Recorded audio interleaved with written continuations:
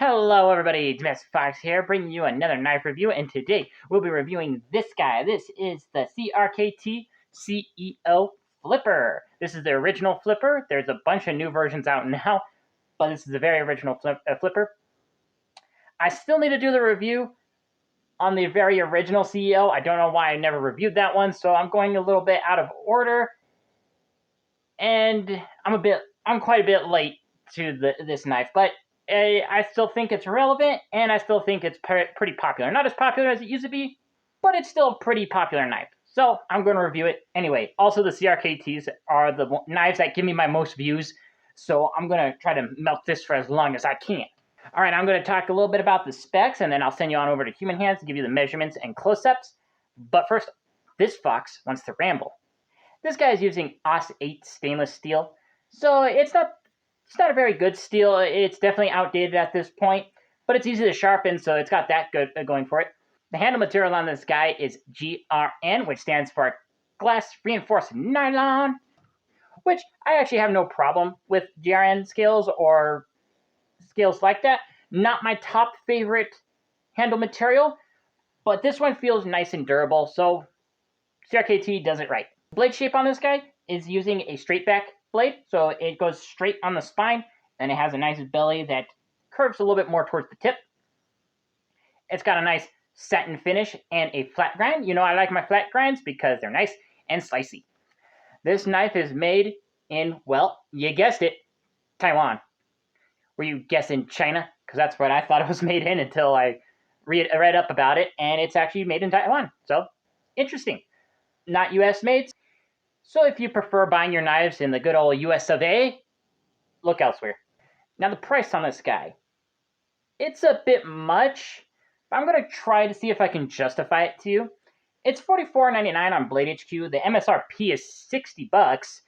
Yikes. And on CRKT's website, this knife goes for $50. And on Knife Center and DLT Trading, the price is the same as Blade HQ. This knife goes for $48.98 on Amazon. So, meh. Best option would be Knife Center, DLT Trading, or Blade HQ. Now I'm going to send you on over to Human Hands, and then when you come back, I'm going to try to see if I can justify the price on this guy. All right, let's get into the close-ups and the specs on this guy. As you can see, this is a very nice and thin knife. Got cutouts in the steel liners to reduce weight. Nice swedge grind on top. These GRN scales have a little bit of texturing to them. That's really nice to feel. Action on this guy, phenomenal. Comes flying open. And the blade is pretty light, so it's not the droppiest. So you do have to slam it a little bit, but it can't drop shut. Now let's get into the length on this guy. Overall length, just a tad bit above 7.5 inches. Sorry about that. Your entire blade length, a little bit lower than 3.5 inches, and your cutting edge is even lower than that. So you got just a tad bit above 3.25 of cutting edge. Weight of this guy, let's see if I can take a wild guess. I'm thinking this guy is probably going to weigh, say, 2 ounces. Ooh, I was pretty close. 1 ounce, 1.95 ounces. Not bad. This is a very light knife. You're not going to feel this in your pocket. It's going to disappear. Let's put up for a little bit of a comparison on. So there you go. The mini bug out is lighter, but this guy is pretty close. I doubt you'll notice the difference between these two. Unless if you're really, really that particular. It weighs me down. That approximately 0.50 ounces is just too much from a pocket. Right, size comparison time.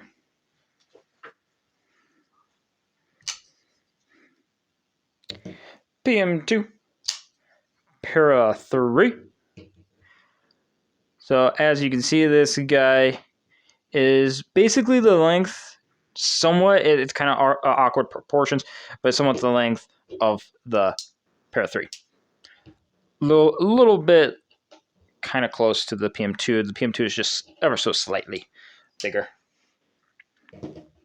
CJRB Feldspar small, CJRB Feldspar full-sized. So this is a little bit closer to the full-size Feldspar. Handle at least is much closer with a little bit of a shorter blade. Fancy bug out. Mini bug out. So mini bug out much shorter, and fancy bug out is a little bit shorter, it's kind of closer to the fancy bug out, but this guy is just a fraction longer on blade and handle, just a little bit on blade, tad bit on handle. So Cold Steel Spada XL and Cold Steel Spada Medium. So the medium, kind of similar to the medium, sort of. It has this huge bean shape that goes all the way down.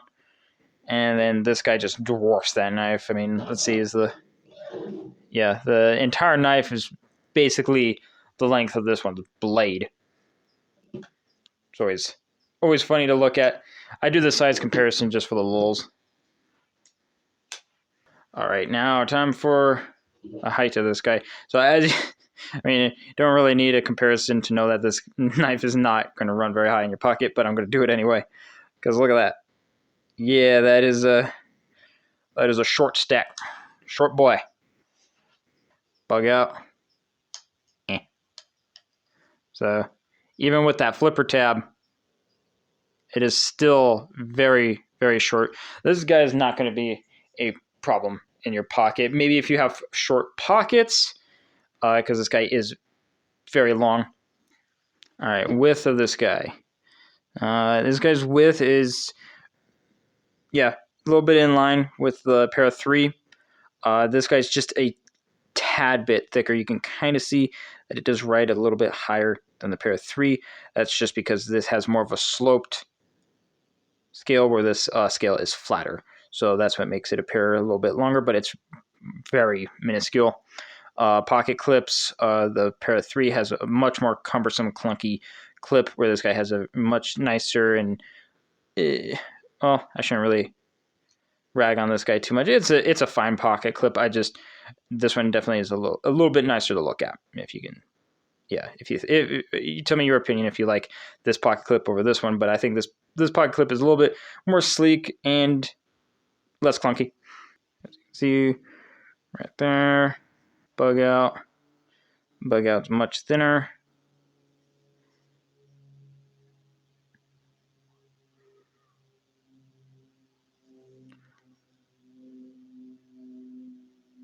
Let's go to the fatter spot right here, I think.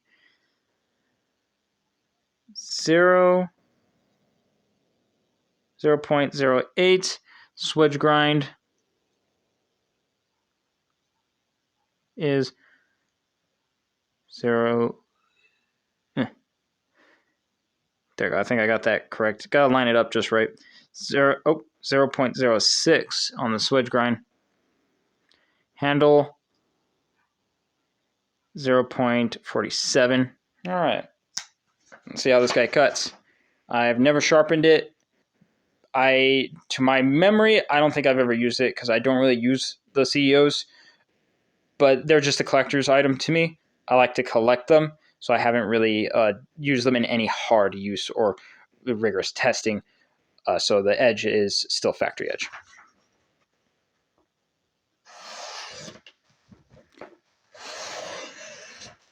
All right.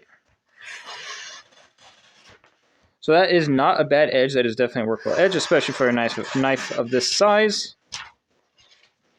Can it be improved? Yes, there's definitely room for improvement. You can see that it's kind of loud, has a little bit of drag to it. I can feel a little bit of drag, but would this be just fine to use? Absolutely. You can totally use this knife just the way as it comes out of the box.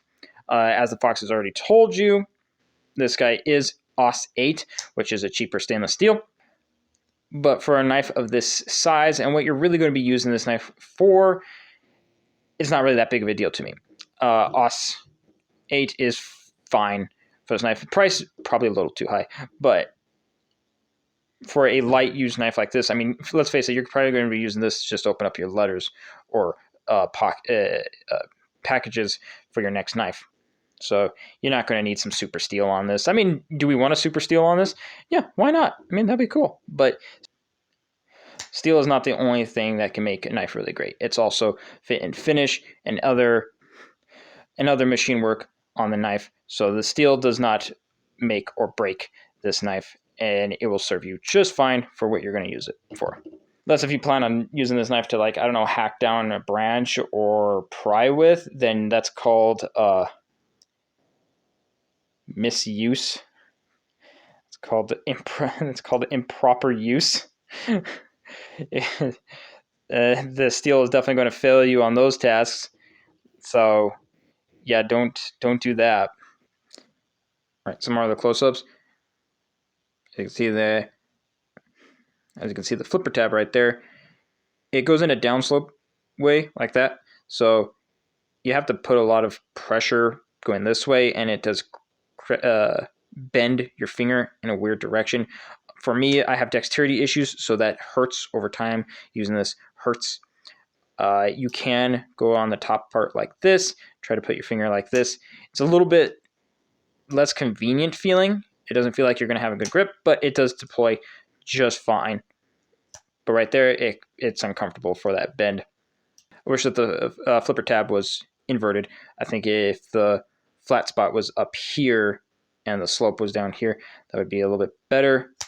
But maybe they were going for an aesthetic look or something like that. You do have a nice sharpening choil right here. So locks up really nice. And everything fits together perfectly. I feel no sharp spots, nothing out of alignment. Definitely fit together perfectly. Everything feels well made on this knife. You can get other variants of this knife. The original one, let me do a comparison with the original one with the thumb stud. So this is the flipper tab. Here's the original, which I still need to do a review on the original one, so I'm kind of doing them out of order. But yeah, here it is. So as you can see, this one has quite distinct differences. This one has more of a scaling look FRN, and this one has more of a textured FRN. It's pretty cool. Both have the same straight back blade style, but this one has a flipper tab, and this one has a thumb stud. The other notable difference is the pocket clip. This one has a pocket clip on tip up carry. This one has a pocket clip on tip down carry. The reason for that was this was designed to look like a pencil, to be discreet and classy. So it was supposed to look like a pencil, so you put it in your breast pocket like this, and it looks like a pencil. So very unassuming that you're carrying a knife on you. But a lot of one of the main things I've heard on complaints on this knife is that it's hard to actuate the thumb stud or get your finger into the liner lock. That was one of the main complaints I've heard a lot of this knife, was that thumb stud. I don't mean to make myself sound cocky, but I don't have a problem with that thumb stud. I can see how people can have a problem with the thumb stud. I've learned how to use it very well. One of the other problems is that the thumb stud, if you do it wrong, you can slice the underpart of your nail, so that is a problem. I one time did it too hard, and it pulled the skin away from my nail. So yeah, you just got to learn how to use it properly and not hurt yourself with it. But I mean, that's just the point of being a knife enthusiast. You're going to hurt yourself eventually, so might as well just deal with it, you know? As long as the knife is not poorly designed to harm the user. This knife is designed very well. It's just user error that can get you hurt. So that's what they did, is after a lot of people complained that they didn't like the thumb stud, they decided to add a flipper tap to it, and makes it a much easier, more accessible to a lot of people to use this one over that one. To me, it does kind of ruin its pen design. It makes it definitely stick out as a knife. It also kind of looks like a bird. Look at that. Eye and a beak. Cheap, cheap, cheap, cheap, cheap. It's also red in there, which is interesting. I never noticed that before, and I've been owning this knife for how long? But this one definitely looks more like a pen and more discreet, except for that CRKT right there. If people can definitely see that they removed the brand off of it, so it definitely looks a little bit more discreet. And they also have a bunch of different models of both versions. So you got this one, which has the Stonewash and the JG10. Then you got the black.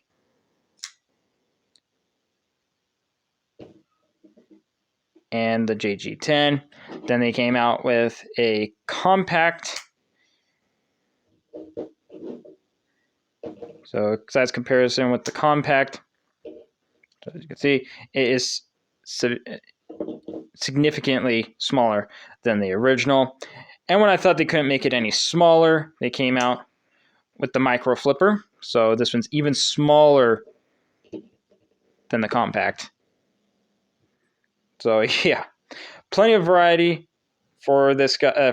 There's a lot of other styles that you can get, and this one has a bunch of designs. You got red burgundy micarta, you got green micarta, you got blue micarta, you got brass, copper. As you can see, CRKT definitely likes their CEO model, and they're expanding upon it constantly, bringing out new ones. They basically abandoned the thumb stud, and now they're only really making flippers that I've noticed. And it seems like they're getting smaller and smaller until we're going to get one that could probably that big. I'm just saying, CRKT, make us an XL, please. That would be hilarious. Can you imagine having an XL CEO, but like maybe the size of the Espada? That would be crazy. One of the things I do like about the CEO is, this is kind of just a silly feature, but I don't know why I like it, is that it can stand up. It can lay down on its side. So I do like that about this knife. I don't know why. That's just a feature I like, is that I can stand it up. It's fun. So this is how it looks like in my hand. And then as you hold it in a grip. So here's a hammer grip. So just straight up, just grabbing it. Or if you want to do a more controlled grip. And then you can also do precision grip for draw cuts. It's definitely a comfortable design. I wouldn't say the most ergonomic knife, but it definitely feels good in the hand. Maybe not for long term because of its small size. If you have XL hands, this knife is probably going to be very, very hard to hold. But it definitely feels good in hand. It's not uncomfortable, but it would probably get tiresome over time. Due to the handle shape of it just being very symmetrical and straight down, you can hold this in a variety of grips, and it will be comfortable in all of them, which is really nice design. All right, I think that's enough of me. Time to bring you back over to the Fox. Welcome back. Now, as you saw the close-up and how it cuts and all that kind of good stuff, now I'm going to see if I could kind of justify the price a little bit. The price is a bit steep for the materials that you get. I think the price really comes from the machine work, the fit and finish of the handle scales, to the smoothness of the action. Everything feels like it fits perfectly. The detent is just phenomenal, especially on the thumb stud version, the original version. The thumb stud action is just fantastic. It comes out almost like a automatic knife, and a lot of people thought it was automatic or spring assisted. It's not. It's just those bearings. So you do have a lot of parts on this guy. It does have the two liners. You got the pommel, and then you got the two scales. You got the blade, you got the bearings, you got the pivot, you got all the screws, and you got the pocket clip. So it's a lot of things to machine. It's also a thin and small knife. So I can only imagine that it's not very easy to machine small parts, but I'm no expert. I've never been in a knife factory, so I wouldn't know, but I know enough to see that this knife is definitely machined very well. So I think that's really where the price comes from. So, $44, it's not that big of a deal. I know you're getting cheaper steel and handle materials, but really, what are you going to be using this knife for? Are you really going to be hard using it, just prying things open or trying to crack open a can or something with it? Nah, this is going to be a glorified letter opener. Or maybe you could cut apples with it. I definitely wouldn't use it for food prep. Definitely not designed for food prep. But for like a snack or, you cut open a bag of chips, this knife will definitely work just fine. And it'll be easy to sharpen. You're not going to really be using this knife, I don't think, a whole lot. Probably to open up the occasional package. But breaking down boxes, it could do it, but it definitely would be a little bit tiring over time. The handle design and the blade geometry, this knife doesn't really look intended for breaking down cardboard. I mean, you can use it for that. It's not going to be the best at it, in my opinion. So this is more of a small use knife or a secondary knife. Something maybe just to open up a box. So you don't really need a super fancy steel on this guy. But heck, that's just my opinion. Let me know in the comments on what you think. Now this guy is running on CRKT's IKBS ball bearings, which are really nice, super smooth, fly open with ease. And I love their IKBS ball bearing system. It's really good. Now this one, the pocket clip is reversible. Unlike the original one, the very original, the pocket clip is not reversible. This one you can put on the other side, so lefties can use this. This is actually pretty much a fully ambidextrous knife, except for the liner lock. That's the only thing that's not ambidextrous, but you can still use it with ease with your left hand. Just maybe a little bit trickier. The screw is on the pommel, so all you need to do is take off one screw and then just flip the pocket clip around and then put the screw back in. It's really nice and simple. I like that. And the pocket clip is really nice. It's short, slender, and it works really well. One of the things I really do like and appreciate about CRKT's CEOs is that the fit and finish do tend to be really well done. I do like the way how everything fits together. The detent is phenomenal, like I've already said, and you saw in the close-up that it is definitely machined very well. And as you already heard from human hands, that this knife is designed to look like a pencil. In my opinion, the original one looks more like a pencil than the newer one because of the flipper tab. That looks like a bird beak sticking out. It makes it less pen-like.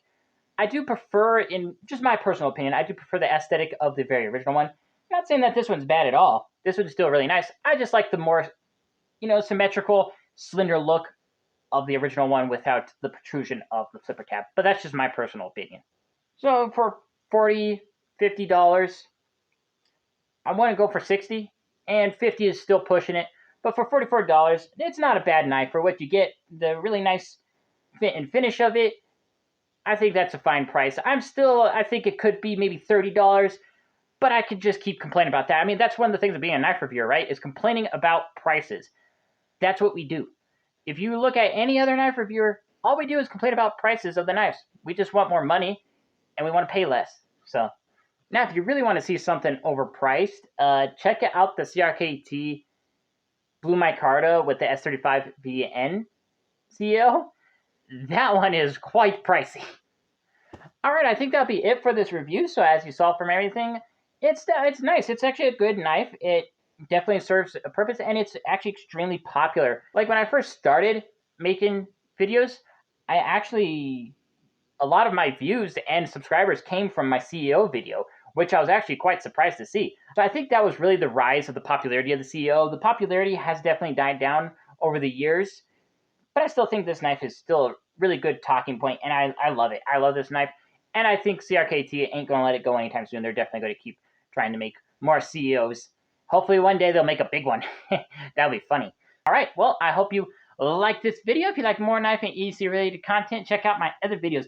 And remember to subscribe because I post every Saturday, every other Sunday, and there'll be more knives and more videos in the future. Thank you so much for watching, and have a fantastic day. Bye!